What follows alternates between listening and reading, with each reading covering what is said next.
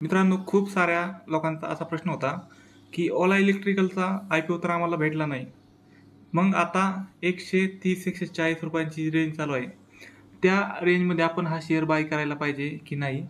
की थोडा वेट करायला पाहिजे की आणि त्यानंतर बाय करायला पाहिजे? तर मित्रांनो, आजच्या व्हिडिओमध्ये मी तुम्हाला याबद्दल सविस्तर माहिती सांगणार आहे आणि यानंतर तुमच्या मनात कसल्याही प्रकारचा प्रश्न राहणार नाही याची मी तुम्हाला गॅरंटी देऊन सांगतो. तर मित्रांनो, पाहूयात. तर मित्रांनो, जर ओला इलेक्ट्रिकलचं जर शेअरची प्राईस जर पाहिली ना, तर तुम्हाला आता पाहायला मिळेल की हा शेअर ₹131 दरम्यान आहे आणि तुम्ही जर आज पाहिलं तर हा शेअर जवळपास -5% आहे, म्हणजे 5% पडलेला आहे. तर मित्रांनो, जेव्हाही हा शेअर ओपन झाला ना, अशा वेळेस हा शेअर ₹76 आसपास ओपन झाला होता आणि त्यानंतर हा शेअर कंटिन्युअसली दररोज 20% पर सर्किट मारत जवळपास ₹160 हा याने मारला होता. त्यानंतर हा शेअर ₹130 आहे आणि खूप साऱ्या लोकांना ज्यांनाही IPO भेटला नाही, त्यांना असं वाटत होतं की मार्केटमध्ये जेव्हाही हा शेअर ओपन होईल, अशा वेळेस मार्केटमध्ये तो शेअर फॉल करायला चालू करेल. कारण त्या कंपनीचं जे तुम्ही जर पाहिलं तर प्रॉफिट हे निगेटिव्ह आहे. त्यांचा सेल्स पण वाढत आहे, पण प्रॉफिटमध्ये कसल्याही प्रकारची ग्रोथ होत नाहीये. उलट प्रॉफिट एक कंटिन्युअसली लॉस होत आहे. अशामुळे खूप साऱ्या लोकांना असं वाटलं होतं की हा शेअर ओपन झाल्या पडेल. पण हा शेअर पडला नाही. तर असं का झालं? तर सिम्पली याचं कारण असं असू शकतं की मार्केटमध्ये मी तुम्हाला एक थिअरी सांगतो आणि ती थिअरी जर तुम्ही फॉलो केली तर मार्केटमध्ये तुम्ही लाँग टर्ममध्ये एक मोठा पैसा बनवू शकता. तर मार्केटमध्ये एक गोष्ट चालते, ती म्हणजे भविष्य, फ्युचर. तर मार्केटमध्ये जो माणूस फ्युचरचा विचार करून पैसा लावतो ना, तो मार्केटमध्ये नक्कीच मोठा पैसा कमावल्याशिवाय राहत नाही.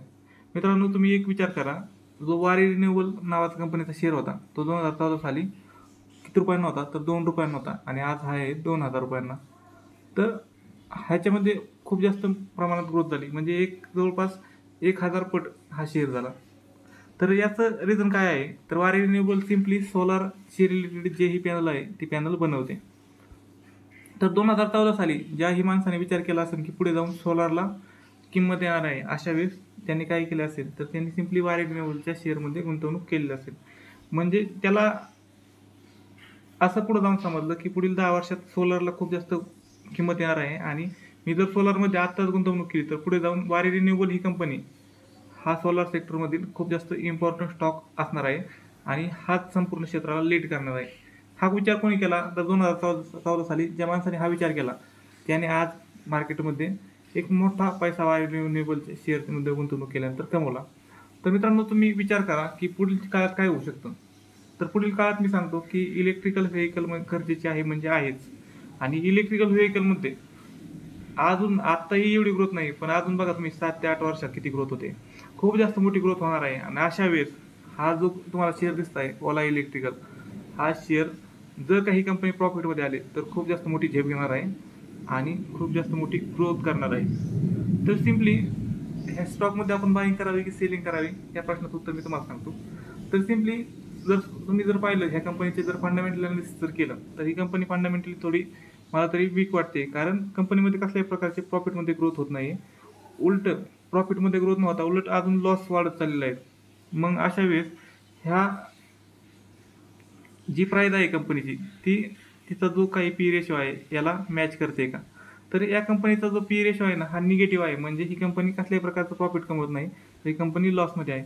त्यामुळे मी असं सांगेन की ही जरी फ्युचर असेल तरीही ह्या शेअरमध्ये तुम्ही जर गुंतवणूक करताय ना, तर इतकीच अमाऊंट गुंतवणूक करा, जितकी अमाऊंटमध्ये तुम्हाला लॉस झाला तरी तुम्हाला काहीही वाटणार नाही.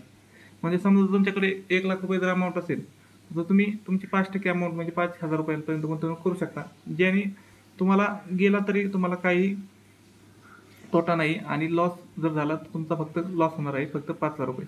पण तुम्ही एक कल्पना करा, हा जर शेअर जर म्हणजे पुढील 2 ते 3 वर्षात जर ₹1,000 जर गेला, कंपनी जर प्रॉफिटमध्ये आली, तर ₹1,000 जाण्याची प्रोबॅबिलिटी पण आहे. आणि जर ₹1,000 गेला, तर तुमच्या ₹5,000 जवळपास 10 पट पैसे होतील. म्हणजे किती होतील? जवळपास ₹50,000 होऊ शकतात. म्हणजे ₹5,000 तुमचे मॅक्सिममचा लॉस फक्त 5,000 आहे आणि मॅक्सिमम प्रॉफिट हे तुम्ही सांगू शकत नाही, इतकं होऊ शकतं. कारण मार्केटमध्ये एक गोष्ट आहे, जो भविष्य पाहतो तोच मार्केटमध्ये लाँग टर्ममध्ये मोठा पैसा कमवतो. त्यामुळे भविष्यात इलेक्ट्रिकल जे व्हेइकल आहे त्याला नक्कीच किंमत येणार आहे. तुम्ही जर चायनामध्ये गेलात तर कंटिन्युअसली सगळीकडे इलेक्ट्रिकल व्हेइकल लोक वापरतात. तर भारतातील जी लिडिंग कंपनी आहे जी इलेक्ट्रिकल व्हेकल बनवते ती आहे ओला इलेक्ट्रिकल. आणि ही ओला इलेक्ट्रिकल नक्कीच मार्केटमध्ये जर प्रॉफिटेबल बनली तर नक्कीच एक मोठा पैसा कमवून देणार आहे.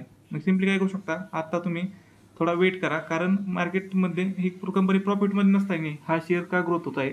तर ओलाने ज्या नवीन गाड्या लॉन्च केलेल्या आहेत ना, एक मोटरसायकल लॉन्च केलं आहे आणि ह्या मोटरसायकल ज्या आहेत त्या मोटरसायकल लॉन्च केल्यामुळे हा शेअर हा एक 20% पर सर्किट मारत आहे. पण जेव्हा हे मार्केट एखाद्या वेळेस जर मार्केटने करेक्शन दिलं तर अशा वेळेस हा स्टॉक खूप जास्त पडेल आणि अशा वेळेस तुम्ही इथे बाईंग करू शकता. सिम्पली काय करा, जर तुमच्याकडे 10,000 रुपये असतील ना, तुम्हाला जर 10,000 रुपये ओलामध्ये गुंतवणूक करायची असेल तर तुम्ही सिम्पली आता 5,000 रुपये गुंतवणूक करू शकता आणि 5,000 रुपये जेव्हा हा पडेल त्यावेळेस 5,000 रुपये गुंतवणूक करू शकता. अशा प्रकारे तुमची 10,000 रुपयेची मिनिमम एक सरासरी निघेल. म्हणजे समजा तुम्ही एकदा 130ला बाय केला, परत 70ला केला, तर अशा तुमची सरासरी ही 100ची निघेल आणि तुमची रिस्क ही कमी होऊन जाईल. तर सिम्पली असं करू शकता, 2 टप्प्यात तुम्ही बाईंग करू शकता आणि भविष्यात नक्कीच इलेक्ट्रिकल व्हेकलचं युग असणार आहे आणि जो भविष्यात माणूस इन्व्हेस्ट करतो ना तोच मार्केटमध्ये लॉंग टर्ममध्ये मोठा पैसा बनवत असतो.